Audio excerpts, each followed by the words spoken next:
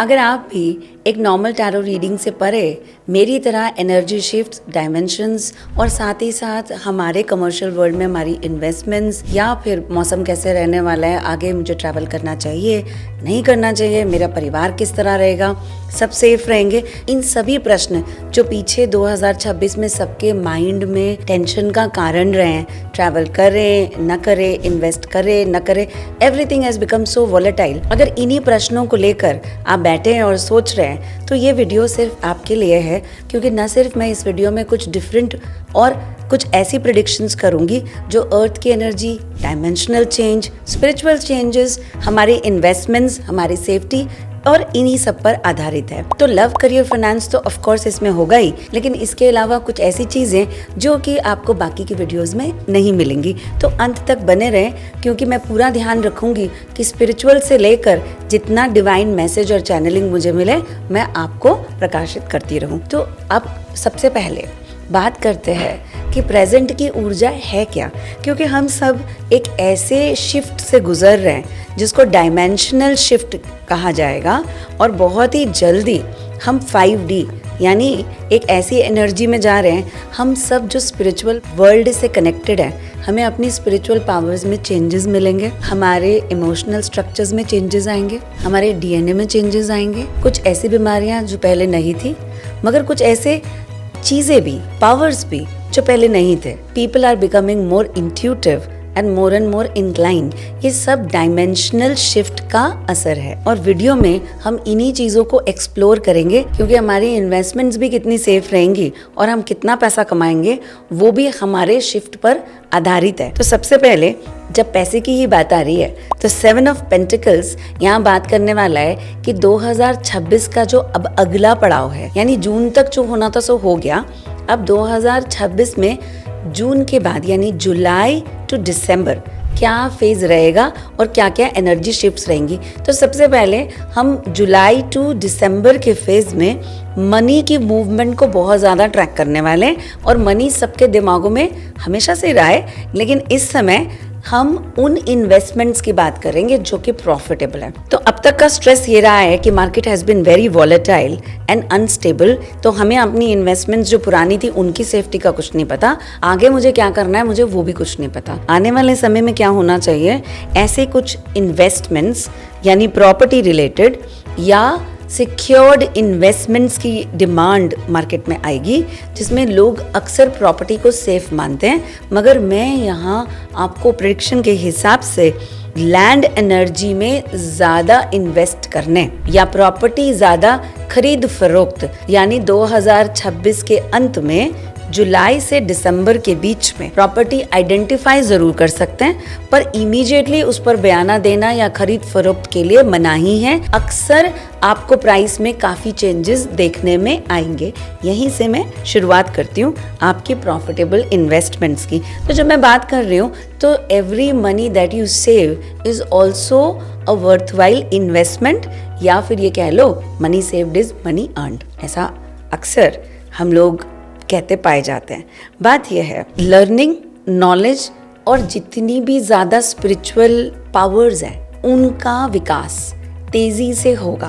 लोग ज़्यादा स्पिरिचुअलिटी की तरफ पिछले 1 साल में बढ़े हैं, और अब अंत में इसका काफ़ी ज़्यादा विकास और चेंज देखने में आएगा। मगर यहाँ पर नेगेटिव और पॉजिटिव की पहचान यानी हमारे मेंटर्स टेस्ट करेंगे हम कितना आध्यात्मिक एक्चुअली हैं, या फिर हम कितना स्पिरिचुअली अपने आप को डार्कनेस में लेके जा रहे हैं स्पिरिचुअलिटी के नाम पे। ये टेस्टिंग अब चालू होगी।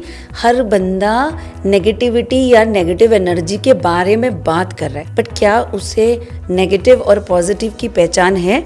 ये टेस्टिंग यहाँ होगी।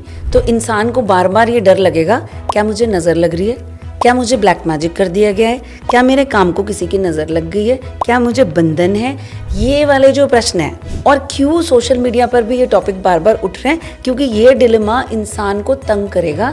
जितना ज़्यादा वो स्पिरिचुअल की तरफ जाएगा उतना ही ज़्यादा यह डिलेमा उसके मन में उजागर होगा। एक्चुअली है क्या, सत्य क्या है? जो लोग वाइल्डली ट्रैवल करेंगे, वाइल्डली एक्सप्लोर करेंगे और बहुत ज़्यादा इंडल्ज करेंगे इन लर्निंग एंड डेवलपमेंट, उन लोगों में तो बहुत ज्यादा विकास और किसी गुरु के संरक्षण में स्पिरिचुअल डेवलपमेंट में जाएंगे। ये कहा सुनी वाली बात नहीं है, मैं बहुत ही प्रैक्टिकल फैक्ट के साथ कह रही हूँ। Travelling across the world can be very very profitable for few people. वो एक जगह अगर नहीं बैठ पा रहे और जगह जगह उनके ट्रैवलिंग के प्रोग्राम्स बन रहे हैं या स्पिरिचुअल प्लेसेस पे उनकी यात्रा बन रही है, सो इट ऐसा ही यूनिवर्स आपसे चाहती है। आपकी लर्निंग ट्रैवलिंग से ही होगी। आप अगर किसी गुरु के संरक्षण में पाए जाते हैं या अचानक किसी गुरु से आपका कांटेक्ट होता है, आप श्री विद्या सीखने गए, आप कुछ नया सीखने गए और आपको कोई मेंटोर मिल गया, सो बी इट। यहीं पर आपका ग्रोथ का मार्ग है, ज्यादा ढूंढने की और डिलेमा में जाने की जरूरत नहीं। अगर आप ये वीडियो देख रहे हैं और ये वीडियो आपको गाइड कर देता है ऐसी किसी मंत्र या ऐसे किसी रेमेडी की तरफ या ऐसे किसी मार्ग की तरफ और आप उस पर चल पड़ते हैं, तो सो बी इट। आप इसी को ही अपना मेंटोर और गाइड समझकर आगे बढ़ें। यानी इस समय जितना ज्यादा आप इंटरैक्ट कर रहे हैं, एक्सप्लोर कर रहे हैं, क्वेस्ट है, अंदर से जो आपको दौड़ा रहा है उसको खोजने के लिए जा रहे हैं। बाहर ज्यादा डिस्कशन नहीं, बाहर के ज्यादा शोर से नहीं, इंट्रोस्पेक्शन की बात मैं कर रही हूँ। तो आप correct mentor, correct knowledge, correct place और करेक्ट गाइड के साथ पाए जाएंगे और वो आगे का विकास आपका करेगा। अब ये तो हो गई स्पिरिचुअलिटी की बात। अब बात करते हैं कि कमर्शियल टर्म्स में लोगों के करियर कैसे रहने वाले हैं। तो जो भी लोग इस वीडियो को देख रहे हैं, मुझे बार बार एक एनर्जी समझ में आ रही है। अटके हुए हैं बहुत ज्यादा इस समय, आलस की, लग्जरी की और कंफर्ट जोन से बाहर नहीं आने की एनर्जी इंसान की होती जा रही है। इवन स्पिरिचुअलिटी में मैं भी लोगों को कंफर्ट जोन के अंदर काम करते देखती हूँ। एक क्रिस्टल ही दे दें, एक रेमेडी ही बता दें, एक रिचुअल ही कर लें, मेहनत वाला कोई काम अगर मैं कह दूं तो उन्हें परेशानी हो जाती है। तो ये जो प्रोसेस है, इससे इंसान को बाहर आना पड़ेगा। और जो भी लोग इस वीडियो को देख रहे हैं, शायद उनको ये गाइडेंस मिल रही है कि यही तुम्हारा नेगेटिव मार्ग है। कंफर्ट जोन मत ढूंढो, कंफर्ट से बाहर निकलो। सिंपल सी बात है कि आप कितना सेफ हो या आपको कितनी नेगेटिविटी में रहोगे, ये इस बात पर निर्भर है कि आप अपनी ऊर्जा और ऑरा को कितना क्लियर और प्यूरिफाइड रखते हो, यानी कितना कम डिलेमा में, क्वेश्चनिंग में रहते हो। सबसे ज्यादा गाइड की एनर्जी और यूनिवर्सल एनर्जी यहाँ काम कर रही है उन लोगों के साथ जो रेगुलर डिसिप्लिन्ड प्रैक्टिसेस में हैं। तभी मैंने मेंटोरशिप और गाइड्स की यहाँ इतनी जोर से बात की है। अब सीधे से चलते हैं रिलेशनशिप की ओर, क्योंकि मुझे रिलेशनशिप की ऊर्जा और एनर्जी यहाँ समझ में आती है। तो बहुत ही बेसिक एक रिक्वायरमेंट होती है।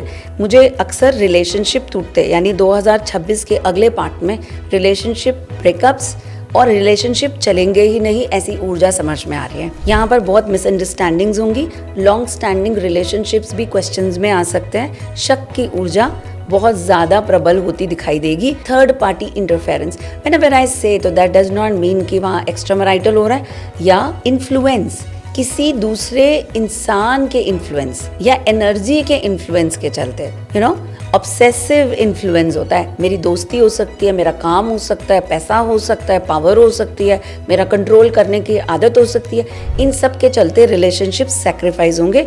इस बात का आपको ध्यान रखना है। मैं यहाँ सिर्फ वो बता रही हूँ जो कि 2026 के एक्सपेक्टेड शिफ्ट में देखा जाएगा। एंसेस्ट्रल एनर्जी हाइटेंड है। बहुत लोगों के घर में पितृदोष आइडेंटिफाई होगा, उन्हें पितृदोष का निवारण करने का समय भी मिलेगा। तो इस बार बहुत सारे लोग जो हैं एंसेस्ट्रल रिचुअल करते पाए जाएंगे और इसीलिए सोशल मीडिया पर इस समय आपको इतने सारा पितृदोष, पितरों से रिलेटेड, एंसेस्ट्रल कार्मिक डेट से रिलेटेड वीडियोस इस समय चल रहे हैं, जिनको लोग फॉलो करेंगे और यही रिचुअल्स इन्हें प्रॉस्पेरिटी की तरफ लेके जाएंगे। क्योंकि शायद एक साइकिल अब खत्म होता हमें सितंबर की तरफ दिखाई देगा। बहुत ही ज्यादा what I see here is people going back to home, in the sense जो उनके नेटिव लैंड्स थे, जो उनके एक्चुअल प्रोफेशन थे, जो कार्मिकली उनके लिए डिसाइडेड था, वही लास्ट पार्ट में अनफोल्ड होगा। यानी अगर कोई पार्टनर आपके लिए नहीं था और आप किसी लेसन की वजह से उसके साथ जुड़े थे, तो उस पार्टनर को छोड़कर नया पार्टनर जो आएगा वही आपका एक्चुअल सोलमेट या कनेक्टेड पार्टनर होगा। ऐसा ही हम नौकरी में कह सकते हैं और ऐसा ही हम इन्वेस्टमेंट्स में कह सकते हैं, क्योंकि जो लास्ट पार्ट है around September, that is a happy zone, July to August is a testing zone, और सितंबर एक नई ऊर्जा के साथ आपका स्वागत करता है, जो आपको सीधा 2027 तक आपकी चॉइसेस के बेसिस पर, जैसा जैसा मैं आपको बता रही हूँ, चॉइसेस के बेसिस पर व्हील ऑफ फॉर्च्यून और टेम्परेंस की ऊर्जा में बिठा देता है। यानी एक लंबे समय तक की आज की प्लानिंग आपको सूर्य की एनर्जी। अब यहाँ पे ना एक रेमेडी मैं आपको देती हूँ, जो रेमेडी 2026 के शुरू में भी मैंने बोली थी, लोगों ने कितनी फॉलो की कितनी फॉलो नहीं की, पर मैं अब जून के बाद इसको मैंडेटरी कर देती हूँ।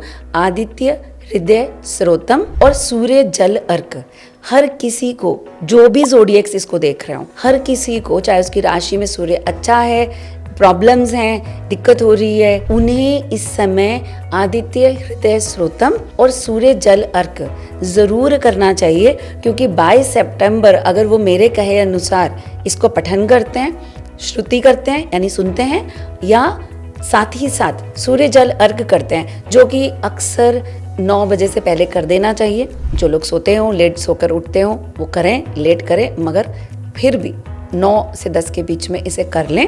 आदित्य हृदय स्रोतम मैं बार बार कह रही हूँ, उसे करें, क्योंकि ये व्हील ऑफ फॉर्च्यून में जाने की ऊर्जा है। सारे ही स्पिरिचुअल डायमेंशंस, एनर्जेटिक शिफ्ट झेलने की क्षमता, आपका व्हील ऑफ फॉर्च्यून आपकी तरफ लाना, यानी राजयोग आपकी तरफ लाना, आपका सोलमेट आपको मिलाना, और आपके डेस्टिन्ड पाथ में आपका ट्रैवल या आपके देव से आपको मिलाना, ये सारे ही कार्य ये कर पाएगा। और इसी ऊर्जा के साथ, इसी प्रार्थना के साथ मैं ये वीडियो आज समाप्त करती हूँ। ऐसे ही ब्यूटीफुल वीडियोस मैं लाती रहूँ, तो आप मेरे चैनल को सब्सक्राइब करें, लाइक करें और ज़्यादा से ज़्यादा लोगों तक इसे पहुँचाएं, ताकि सभी लोग इसका आनंद ले सकें और स्पिरिचुअल गिफ्ट जो मैं आप लोगों को दे रही हूँ वो आप आगे डिस्ट्रीब्यूट कर सकें। धन्यवाद।